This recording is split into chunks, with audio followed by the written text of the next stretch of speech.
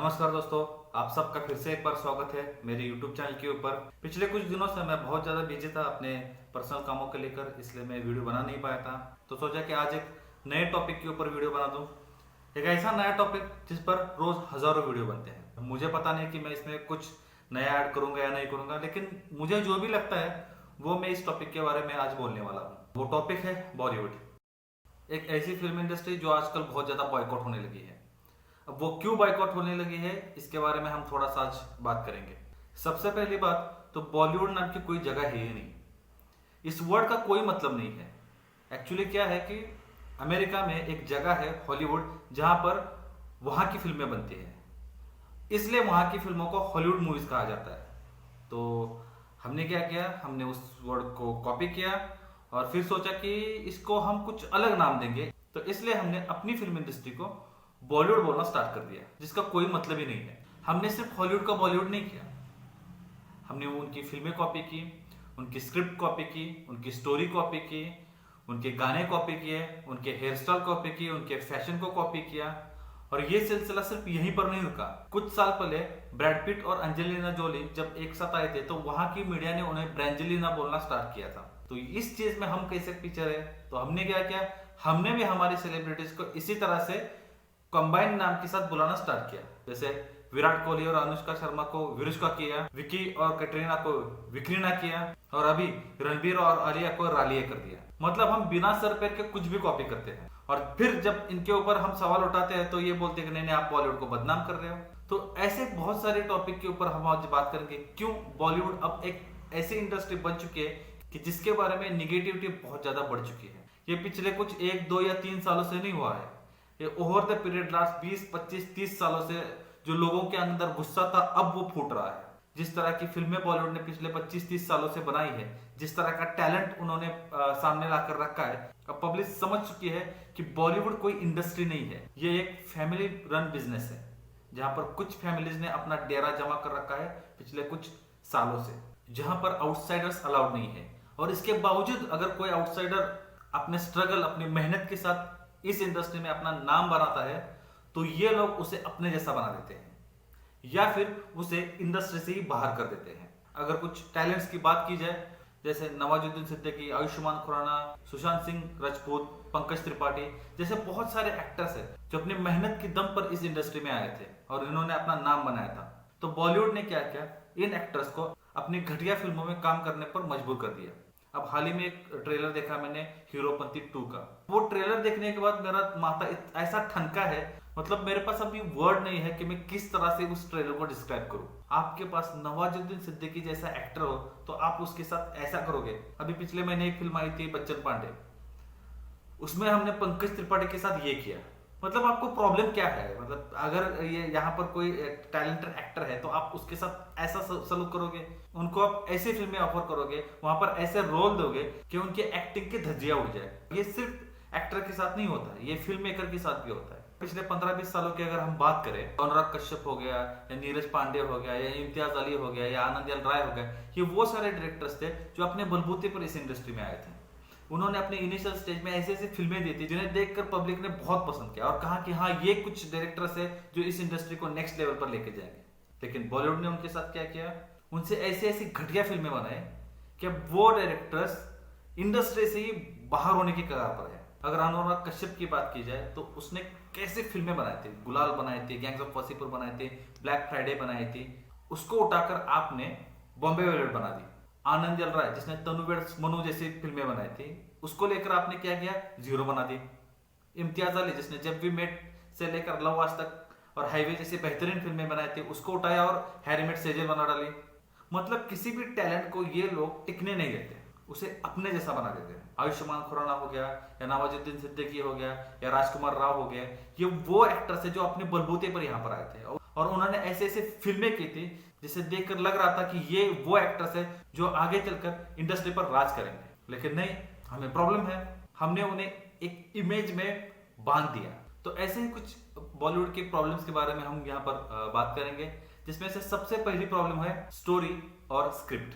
शोले से लेकर गजनी, वांटेड तक बहुत सारी फिल्में ऐसी है जो रीमेक है। देखो, रीमेक बनाना कोई गलत बात नहीं है और रीमेक हम आज नहीं बना रहे हैं, बहुत बहुत सालों से ये रीमेक बनती आ रही है, जिनको पब्लिक ने बहुत ज्यादा पसंद किया। लेकिन इसके साथ ही हमने अपना ओरिजिनल कंटेंट कभी नहीं खोया। जिस साल शोले आई थी उसी साल हमने आंधी जैसी फिल्में बनाई थी। लेकिन पिछले कुछ 10, 15, 20 सालों में हमने अंधाधुन रीमेक्स बनाना शुरू कर दिया, स्पेशली साउथ फिल्मों के साथ। मतलब वहां पर कोई फिल्म चली नहीं, हमने उसके राइट खरीद लिए और उसका रीमेक बना डाला। अब वो फिल्में साउथ में इसलिए चलती है कि वहां की ऑडियंस को वैसी फिल्में देखना पसंद है, over the top actions, item songs और ओवर द टॉप इमोशंस। उसी फिल्मों को, उसी स्टोरी को हमने वहां से उठाया और उसका बॉलीवुडाइजेशन कर दिया और हमने यहाँ पर उन फिल्मों को बनाना स्टार्ट कर दिया। कुछ सालों तक ये ठीक भी था, लेकिन बाद में पब्लिक ने इसे नकारना शुरू कर दिया। इसके बाद भी हम लोग नहीं सुधरे। हम आज भी वहां की फिल्मों को अंधाधुन कॉपी करते हैं। हाल ही में आई जर्सी इसका एक बहुत बड़ा एग्जाम्पल है। मतलब जो फिल्म यूट्यूब पर हिंदी डब में फ्री में अवेलेबल है, उस फिल्म को हिंदी में फिर से बनाने का क्या मतलब है, ये मेरी समझ के बाहर है। लेकिन हैरान करने वाली बात तो इसके आगे थी जब मैंने सुना कि अपरिचित का रीमेक अब हम बनाएंगे। मतलब 15-16 साल पहले जो फिल्म आ चुकी है, जो मेरे ख्याल से टीवी देखने वाले हर इंडियन ने ऑलरेडी देख रखी है, उस फिल्म का अब हम रीमेक बनाएंगे। जब तक हम लोग रीमेक और कॉपी कैट के इस चक्कर से बाहर नहीं निकलते, तब तक लोग हमें ऐसी गालियां देते रहेंगे। ये बात जब तक बॉलीवुड को समझ में नहीं आती, तब तक हमारी फिल्में ऐसे ही बॉक्स ऑफिस पर पिटती रहेंगी। अब बात करते हैं कंट्रोवर्सीज के बारे में। एक जमाना ऐसा था जब कंट्रोवर्सीज को इसलिए क्रिएट किया जाता था ताकि निगेटिव पब्लिसिटी मिले, लोग उस फिल्म के बारे में बात करें, उसे देखने जाए और फिल्म एक इंस्टेंट हिट बन जाए। लेकिन अब पब्लिक इतनी ज्यादा बेवकूफ नहीं रही, तो लगातार ऐसे स्क्रिप्ट को चुनना, लगातार ऐसे सिचुएशन को चुनना और उसके आसपास एक कंट्रोवर्सी क्रिएट करना और ये सोचना कि इससे नेगेटिव पब्लिसिटी बढ़ेगी और लोग थिएटर में जाकर आपकी फिल्म को देखेंगे, तो ऐसा नहीं होगा। अब हमें कंटेंट के ऊपर काम करना पड़ेगा, अब हमें स्टोरी लाइन के ऊपर काम करना पड़ेगा, अब हमें परफॉर्मेंसेस के ऊपर काम करना पड़ेगा। अब हमें सीखने की जरूरत है अपनी साउथ इंडियन और रीजनल सिनेमा से कि किस तरह से उन्होंने अपने आप को अपग्रेड किया है। एक जमाना था जब साउथ इंडिया में सिर्फ मारधाड़ वाली फिल्में बनती थी, सब कुछ एक्सट्रीम हुआ करता था क्योंकि वहां की पब्लिक को वो सब कुछ पसंद था।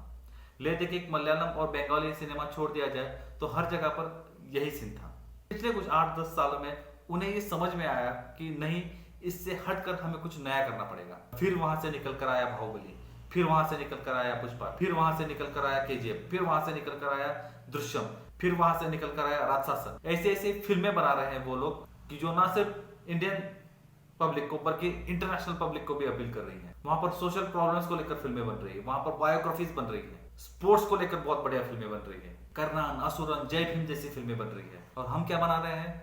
जर्सी बना रहे हैं, गंगूबाई काठियावाड़ी बना रहे हैं। मतलब बिना सर पर के ऐसी फिल्में बना रहे हैं, ऐसे एक्टर्स को लेकर बना रहे हैं जिससे अब पब्लिक पक चुकी है। और ये सब मैं इसलिए नहीं कह रहा हूँ कि मैं बॉलीवुड को हेट करता हूँ।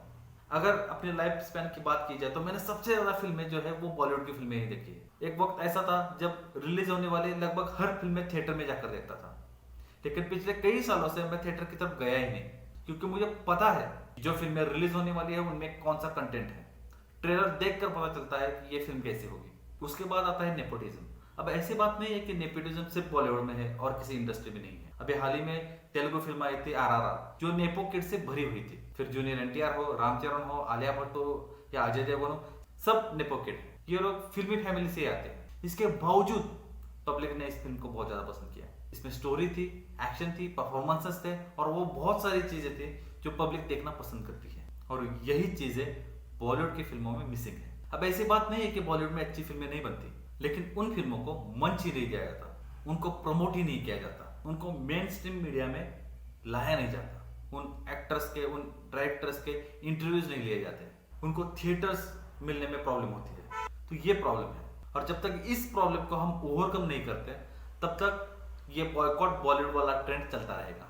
एक और बहुत बड़ी प्रॉब्लम जो उभर कर आई है पिछले कुछ सालों से, स्पेशली PK फिल्म के बाद, वो है रिलीजियस सेंटिमेंट्स। अब PK मुझे पर्सनली बहुत ज्यादा पसंद थी क्योंकि मेरे विचार कुछ अलग है, लेकिन मेजॉरिटी ऑफ पीपल की अगर हम बात करें तो हमें ये ध्यान रखना पड़ेगा कि हम अपनी फिल्मों के जरिए किसी की रिलीजियस सेंटिमेंट्स को हर्ट ना करें। ये बात बॉलीवुड को आज भी समझ में नहीं आती। लगातार लगभग हर दूसरी या तीसरी फिल्म में रिलीजियस कंट्रोवर्सीज को खड़ा कर देते हैं, जो आग में घी का काम करती है। बाहुबली के हिट होने के पीछे एक वजह यह भी थी कि उस फिल्म में रिलीजन और ट्रेडिशन को बहुत ज्यादा रिस्पेक्ट किया गया था। इस बात को बॉलीवुड को समझना चाहिए। एक जमाना था जब एंटरटेनमेंट के लिए सबसे बड़ा मीडियम जो था वो था फिल्में, फिर टेलीविजन आया, और आजकल तो इंटरनेट की वजह से यूट्यूब हो गया, OTT प्लेटफॉर्म्स हो गया या सोशल मीडिया हो गया, तो पूरी दुनिया जो है अब हर इंसान के लिए खुली है। लेकिन शायद ये बात आज भी बॉलीवुड के फिल्म मेकर्स को समझ में नहीं आ रही है। वो आज भी घटिया से घटिया स्टोरी, घटिया से घटिया स्क्रिप्ट, घटिया से घटिया परफॉर्मेंस को वैसे ही छापते जा रही है। हीरोपंती का जब मैंने अभी ट्रेलर देखा, वो एक्टर जो है वो कुछ नहीं कर रहा है, वो सिर्फ जो है वो गुलाटियां मार रहा है बंदर की तरह। किसी की फिजिक अच्छी है या किसी को जो चीज अच्छी तरह से जमती है, तो मतलब 3 घंटे लोग थिएटर में बैठकर सिर्फ वही देखेंगे और कुछ नहीं देखेंगे। मैट्रिक्स को आकर 23 साल हो चुके हैं, लेकिन आज भी हम वही स्लो मोशन वाला एक्शन चाहते हैं। पता नहीं ये क्या ऑब्सेशन है हमारे इंडस्ट्री को, आज भी वही स्लो मोशन वाला एक्शन। मैट्रिक्स में वो सब कुछ इसलिए दिखाया गया था क्योंकि वो एक वर्चुअल वर्ल्ड था, वो एक बहुत अलग स्टोरी थी, और वैसा दिखाना उस फिल्म की नीड थी। It was not a realistic world.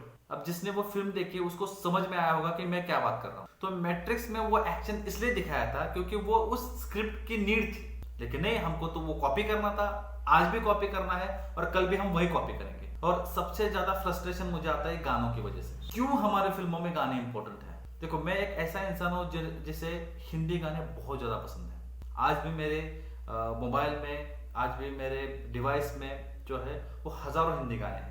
Lata Mangeshkar, Mohammad Rafi, Kishore Kumar, Asha Bhosle, Mukesh से लेकर कुमार सानू, सोनू निगम तक बहुत सारे सिंगर्स के गाने आज भी मेरे पास है जिन्हें सुनना मैं पसंद करता हूँ। मैं गानों के खिलाफ नहीं हूँ।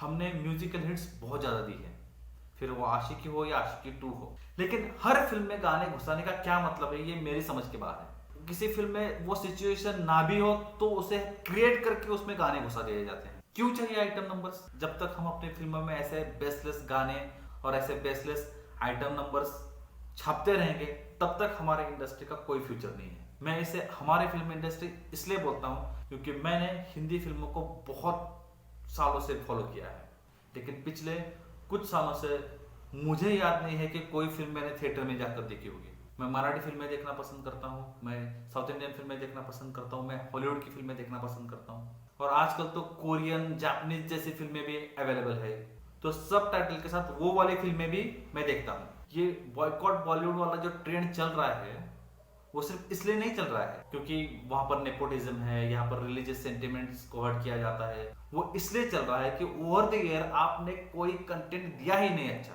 सबसे ज्यादा फिल्में जो है वो बॉलीवुड में बनती है, और अगर किसी से पूछा जाए कि ऐसी कौन सी फिल्म थी जिस फिल्म को देखकर आपको ऐसा लगा कि नहीं नहीं, ऐसी फिल्म पिछले कुछ सालों से नहीं बनी, या इस फिल्म की स्टोरी थी जिसे देखकर लगा कि नहीं, ये फिल्म बॉलीवुड को नेशनल या इंटरनेशनल लेवल पर रिप्रेजेंट कर सकती है। और रिप्रेजेंटेशन से याद आए अवार्ड फंक्शंस, मतलब इतने ज्यादा अवार्ड्स हैं बॉलीवुड में, तो एक सांस में हम वो सारे नाम याद नहीं कर पाते। अब उन अवार्ड फंक्शन को किस तरह से मैनिपुलेट किया जाता है वो हम सब जानते हैं, तो उसके बारे में तो बात करना ही बेकार है। एक ढंग की स्टोरी, एक ढंग की स्क्रिप्ट, कुछ अच्छे एक्टर्स और उनके साथ अगर कोई अच्छी फिल्म बनेगी तो लोग उसे जरूर देखेंगे। जनता बेवकूफ नहीं है जो बायकॉट के नारे लगा रही है। आपने कुछ अच्छा दिया ही नहीं है तो जनता आपके बारे में ऐसी ही बात करेगी। मैं इस इंडस्ट्री से बहुत ज्यादा प्यार करता हूँ। मैंने अपनी लाइफ में सबसे ज्यादा फिल्में जो है वो बॉलीवुड की ही देखी है, लेकिन पिछले कुछ सालों से मेरी ये उम्मीद टूट चुकी है कि ये इंडस्ट्री अब कुछ अच्छा फिल्में बना भी पाएगी या नहीं।